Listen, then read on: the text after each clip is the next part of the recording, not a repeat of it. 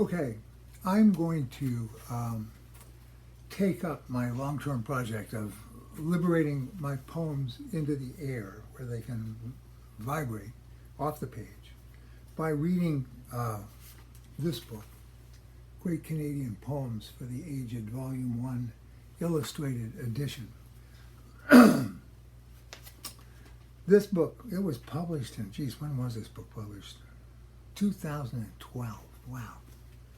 Man, time flies. Anyway, this book was a hoot to write, to design, to illustrate, beginning with this image on the cover, which was one of the first images that I remember from when I immigrated to Canada in 1966 to Vancouver.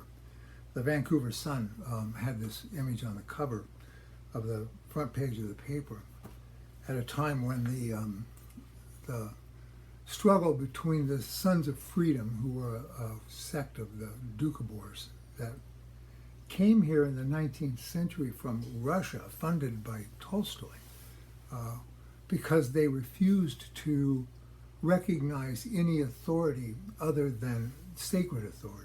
So the Tsar was not happy with them, and Tolstoy helped them get out of the way of the Cossacks. But it's just an incredibly powerful image, especially for a young kid from California who's never sort of seen this kind of stuff before. This is called Doukhobor Butts, B-U-T-T-S. I read this once many years ago to a group in Vancouver, and there was a young man and woman in the front row, and when I read the title, she turned to him and said, "What's butts?" And he says, "That's American for tushy." Doukhobor Butts. The truth is often saggy, naked, dimpled in ways unsuspecting youths from the desert intersect with a kind of stunned but vague recognition that north is more direction than most needles can tell. Is it the condition that reeks or the habit that conditions? The flames bear confusion into the thick of aliens' sudden illumination. Your house is then a pile of smoking resistance. Not much good for sheltering unstable digressions, but good for occasional announcements regarding Caesar's extension, a sudden encounter with a grizzly. Well, maybe not a grizzly, but something different, something unconcerned with intelligible requirements, a kind of knot beyond not a grizzly with equally big teeth. Refusing war while wandering migrations loosed upon strange lands, wreathed in mist, can resemble naked truths. In the flickering light of the fire, they seem to tremble with unexpected vigor as the whole corpus shakes across the grain. In moments like these, the best course is often to strike a match or stick out your thumb, but the paths it follows lead to negotiations beyond distressed intimacies lacking commitment as a sign to further conflagrations of no further signs. Renewed points of departure reek of poppy smoke and damp bodies signifying nothing. The sense of the flames dance in alien delirium. Result is then not a necessary condition, as if topsy-turvy itself was as eager as ever to claim syntactical rights in the face of imperial Cossack resolutions. The communal butt lays waste to conceived outcomes, turning a vast backside to the ashes of self and others populating the market of insatiable hungers. Nothing is hidden in frayed intimacies of a burning world. Out of the ashes, nothing arises but the knowledge of ashes. No pun can do justice to this sagging, dimpled resistance. The deposition of the body that remains without further thought of roses, is nothing but remains of a distant entrance scattered across mountains in coastal winds. 2. Johnny Canuck and Miss Canada go to Wonderland. Johnny Canuck and Miss Canada. And there's Wonderland. I told you it was a hoot.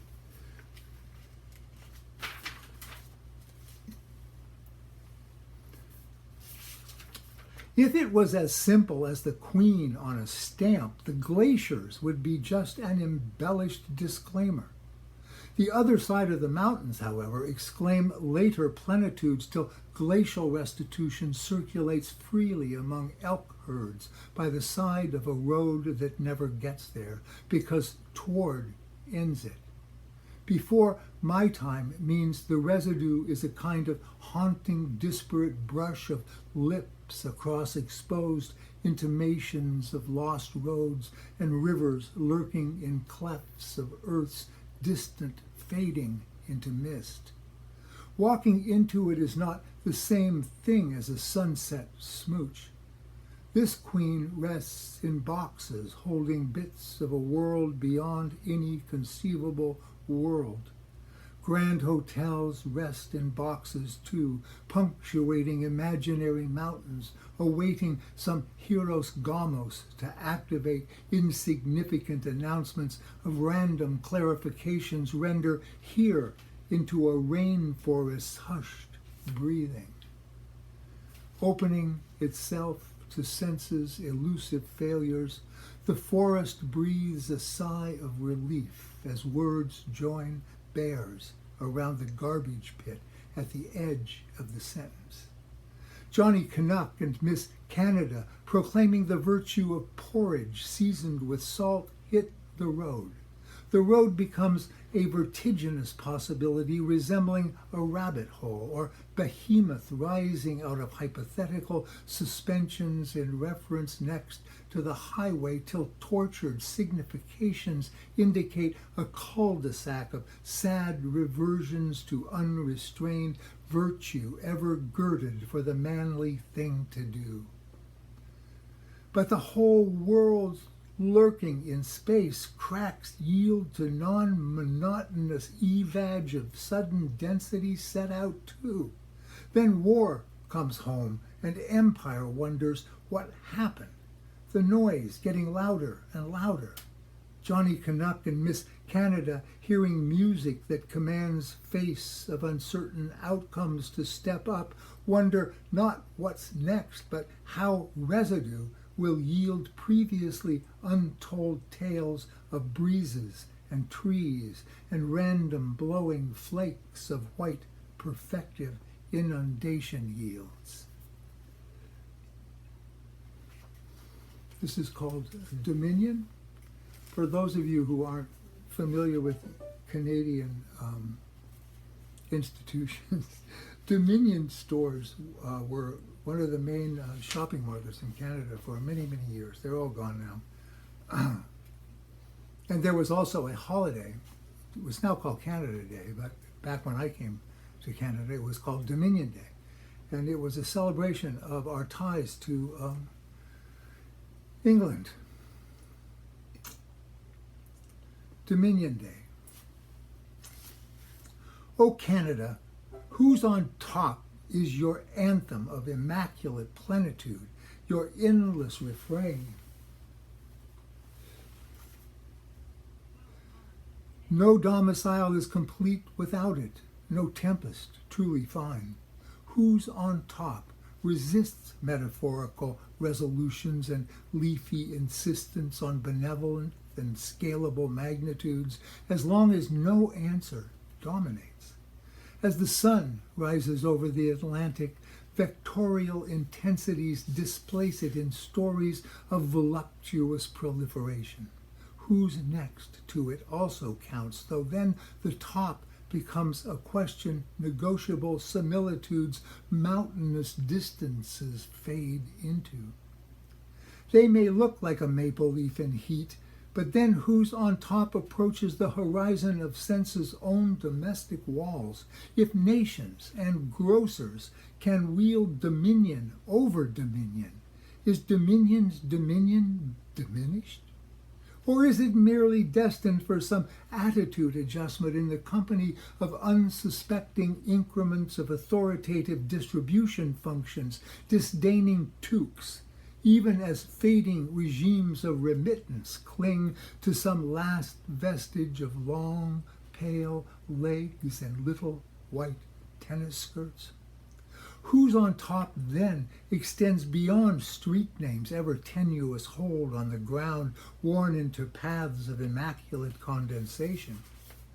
Whose on top then simply covers necessary music with variations suggesting new and interesting positions of attainable felicity? Celebrations continue to register pseudonymous changes, dominant contingencies in new regimes of national amnesia, even as Alberta lets its hair hang low in fits of energetic contortions. Whose on top then dissipates into fading memories' jaunts through glacial encounters, recollection of the end of the world. Dominion slips the leash of purely functional forecasts, fashionable memory of orange parades, and interpolates authority's ever-ready restoration into elsewhere's nudge.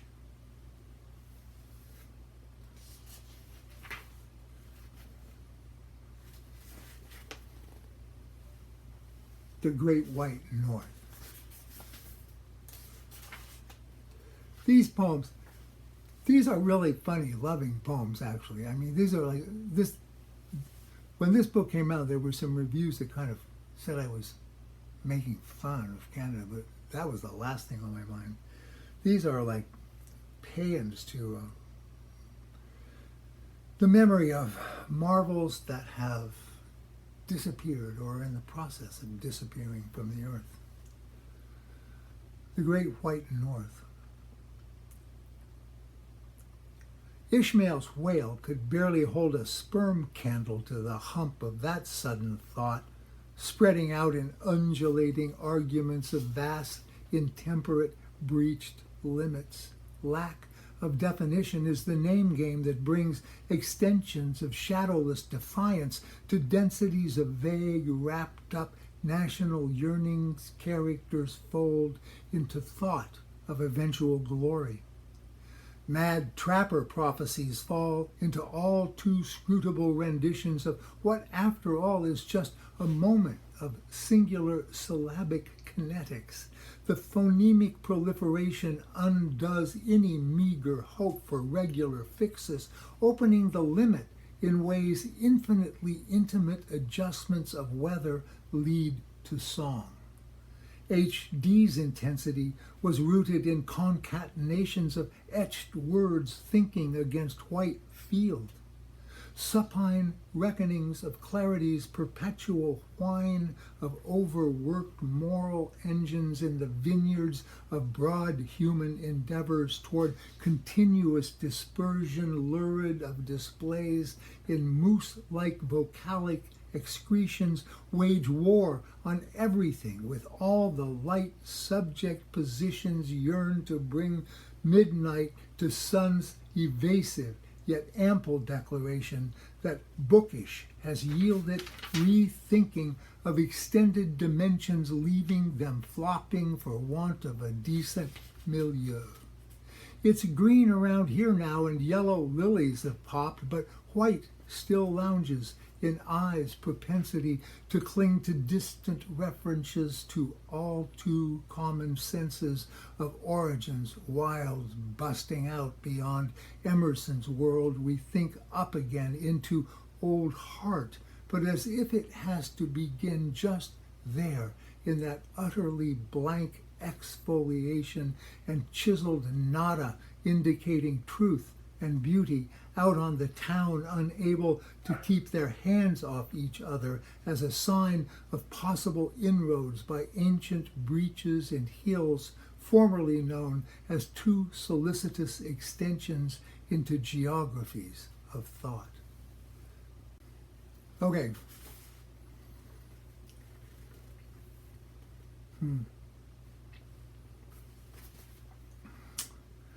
This is called Foster Hewitt Goes to Heaven. Now, for those of you who, just what I mean about preserving Canadian history, when I read this to some young people, they had no idea who Foster Hewitt was. Foster Hewitt was the voice of hockey, Saturday night hockey in Canada for decades. Everybody knew who Foster Hewitt was because everybody listened to the hockey game on Saturday night. It was a simpler time, it's true. Foster Hewitt Goes to Heaven. And he broadcast from a kind of pod that hung from the ceiling in Maple Leaf Gardens. When he shoots, it suggests ramifications that may extend the crease into celestial precincts beyond the boundaries of decent broadcasting. Gondolas marked the spot descending angels met the voice of the announcement of dispensations of sheer movement as it circulated through perpetual perishing fragrant with the scent of maple leaf.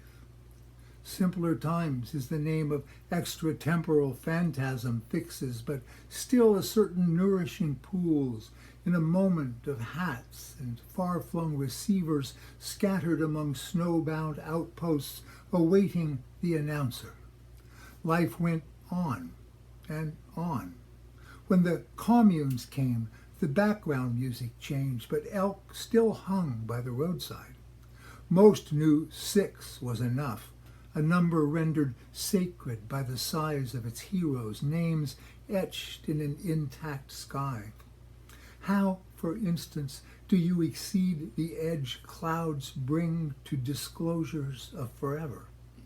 Expanding on unnecessary commercial prospects yields regimes of compulsory spectral dilution repackaged as ice for boxing consumers, discerning among the flurry of fists messages of national deregulated monotony invasions, while lost densities resonate under our feet, claiming heaven for an excuse to rejig aeonic settings toward possible dimensional vehicular composition.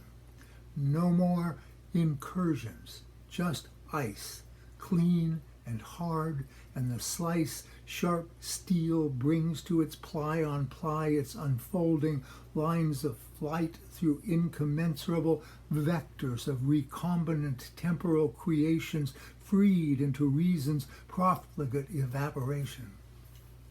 Instances of it exude golden metaphors spread out in patterns unfolding deployment, but that can't be helped when almost nothing is left to get us through if we don't embrace light flickering beyond the scalar podium.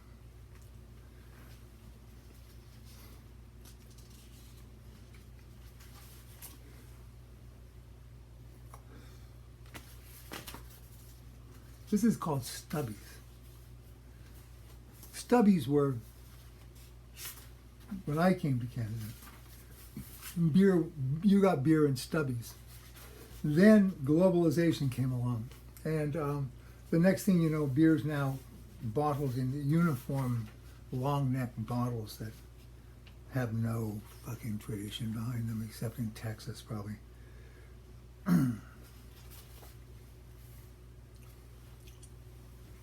Stubbies. Nuances of extinct species extrude grail vision's perfect handful of matter. However fleeting imbibed opportunities scatter, and yielded dimensions pour forth in frothy offerings old-time revelations of amber bulletins rendered perfectly intelligible in the light of recalled laughter. Olden days may suck, but stubby perfection cannot be dismissed or rendered simply evidential in stories better times knew from fragments of overheard devotions. Disordered, of course, but positively exuberant in their message of hope and other predictions of tumescent pleasures. Scrumptious indications of other residual beneficences circulate as a kind of lingering sign, broken, but still stuttering or flickering for lack of ballast, so that shadows' distension dances out of insistent opportunity render their do-si-do into unexpected emblems of possible deferred resolutions, unabashedly making it up as they circle each other, weaving blue pavilions out of quivering air. That's a long way from stubbies, but sometimes these words take on inevitable hallucinations of buried, where potent is a stiff entrance to endless recollected body parts reassembled to resemble brown bottles with a low center of gravity and a certain dense graspability, different anyway from cans and those skinny containers from the South, where its well-known mass incursions of unum vibrations genetically modified to minimize shipping costs render distinguishing features beyond the pale into hopeless recollections of yet-to-be-encountered mountains, wreathed, yes, wreathed in mist and snow, a strange precipitation of angular articulations of light-hearted moments' substantial disclosure.